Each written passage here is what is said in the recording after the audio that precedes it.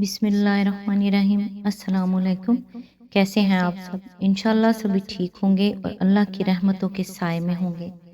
جس کے نصیب میں سجدہ تہجد لکھ دیا گیا، اس کے نصیب میں خدا لکھ دیا گیا۔ جسے محبت کی انتہا کو پہنچ کر معراج کا افسانہ لکھ دیا گیا۔ کوئی ان رنگ برنگی رونقوں میں ہی عمر بھر غافل رہا، اور کسی کے حصے میں خدا سے گفتگو کے لیے ویرانہ لکھ دیا گیا۔ کسی کو اس کی من پسند چیز دے کر شکر کے آداب سکھائے گئے، اور کسی سے من پسند چیز چھین کر خدا سے ملاقات کا بہانہ لکھ دیا گیا۔ کسی کو آزاد کر دیا اس نے اپنی ہر چاہت سے، اور کسی کے سامنے نیکی اور بدی کا پیمانہ رکھ دیا گیا۔ کوئی بے سکون رہا وسیع و عریض مکان میں رہ کر بھی، اور کسی کے حصے میں چھوٹا سا پرسکون آشیانہ لکھ دیا گیا۔ کسی کو پلائے گئے مسلسل ضبط کے گھونٹ، اور کسی کے حصے میں صبر کا نوالا لکھ دیا گیا۔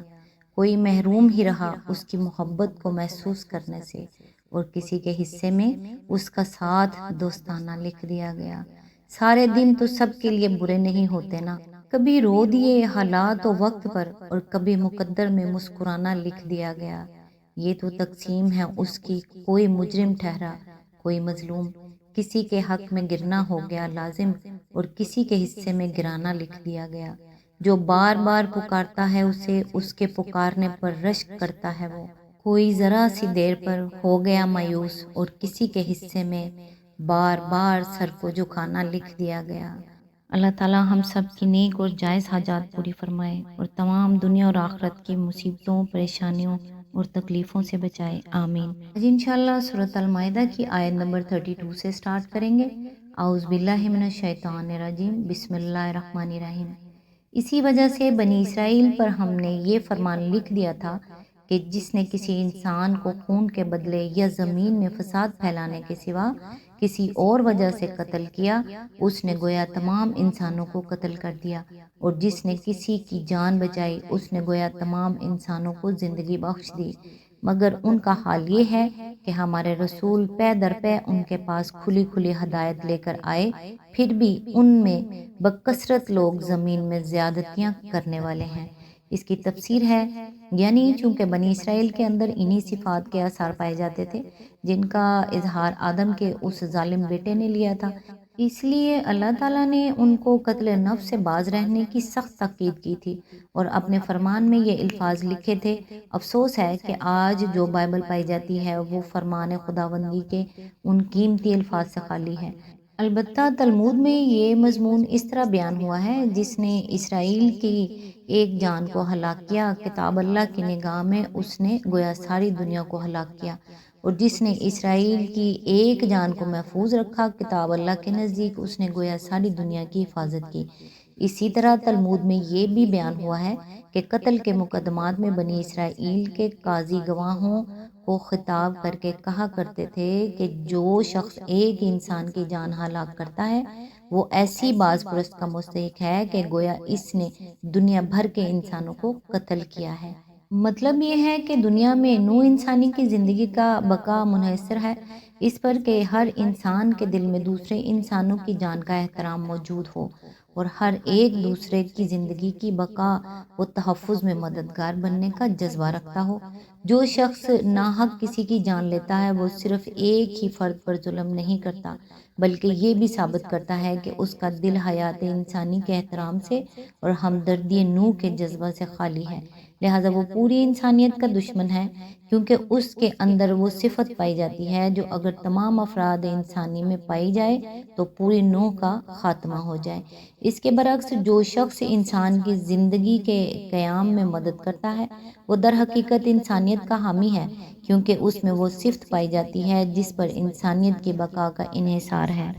آیت نمبر 33، جو لوگ اللہ اور اس کے رسول سے لڑتے ہیں اور زمین میں اس لیے تگ و دو کرتے پھرتے ہیں کہ فساد برپا کریں، ان کی سزا یہ ہے کہ قتل کیے جائیں یا سولی پر چڑھائے جائیں، یا ان کے ہاتھ اور پاؤں مخالف سمتوں سے کاٹ ڈالے جائیں،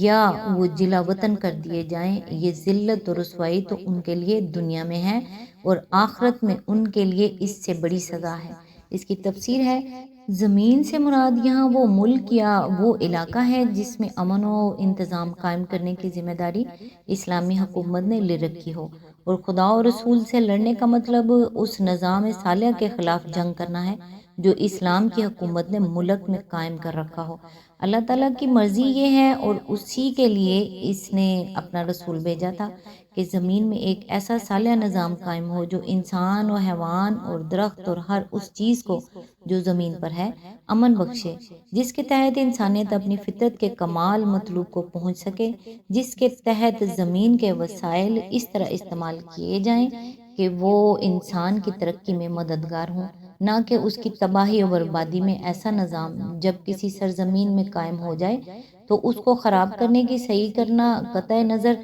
اس سے کہ وہ چھوٹے پیمانے پر قتل و غارت اور رہزنی و ڈکیتی کی حد تک ہو، یا بڑے پیمانے پر اس صالح نظام کو الٹنے اور اس کی جگہ کوئی فاسد نظام قائم کر دینے کے لیے، دراصل وہ خدا اور اس کے رسول صلی اللہ علیہ وآلہ وسلم کے خلاف جنگ ہے۔ یہ ایسا ہی ہے جیسے تقسیم سے پہلے برِ صغیر میں ہر اس شخص کو جو ہندوستان کی برطانوی حکومت کا تختہ الٹنے کی کوشش کرتا تھا، بادشاہ کے خلاف لڑائی یعنی waging war against the king کا مجرم قرار دیا گیا، چاہے اس کی کارروائی ملک کے کسی دور دراز گوشے میں ایک معمولی سپاہی کے خلاف ہی کیوں نہ ہو، اور بادشاہ اس کی دسترس سے کتنا ہی دور ہو۔ یہ مختلف سزائیں برسبیل اعمال بیان کر دی گئی ہیں تاکہ قاضی یا امام وقت اپنے اجتہاد سے ہر مجرم کو اس کے جرم کی نوعیت کے مطابق سزا دے۔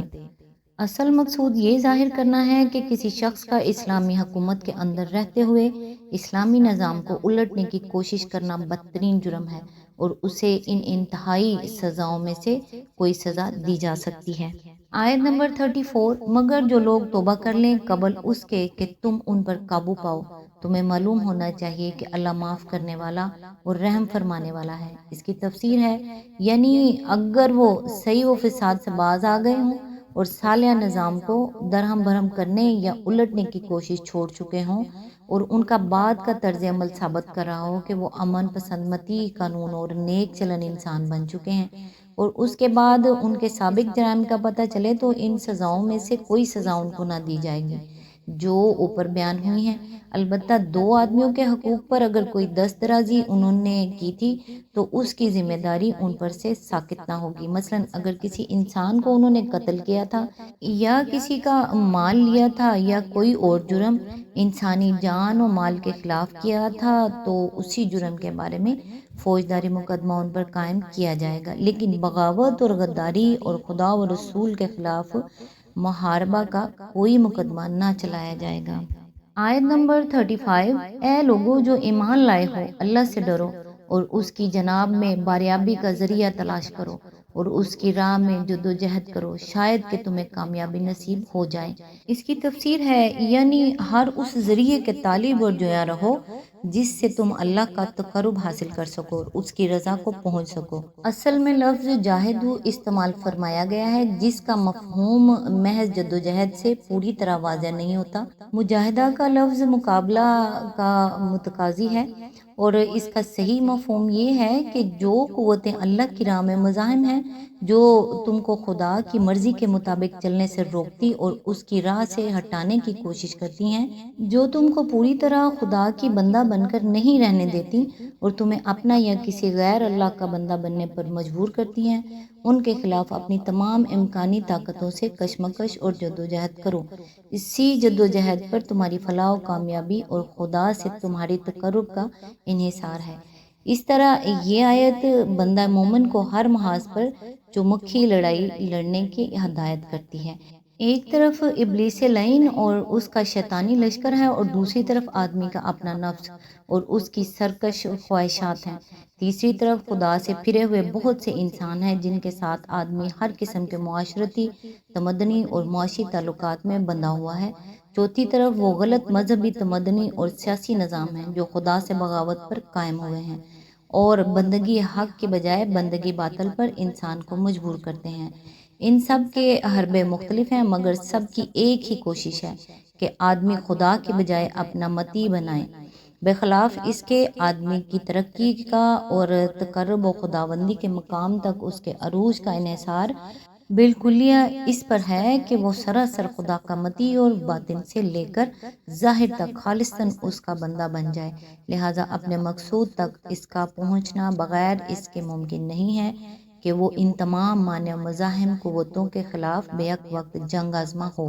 ہر وقت ہر حال میں ان سے کشمکش کرتا رہے اور ان ساری رکاوٹوں کو پامال کرتا ہوا خدا کی راہ میں بڑھتا چلا جائے۔ آج تک کے لیے اتنا ہی، نیکسٹ انشاءاللہ آیت نمبر 36 سے سٹارٹ کریں گے، تب تک کے لیے دعاؤں میں یاد رکھیے گا۔ اللہ حافظ۔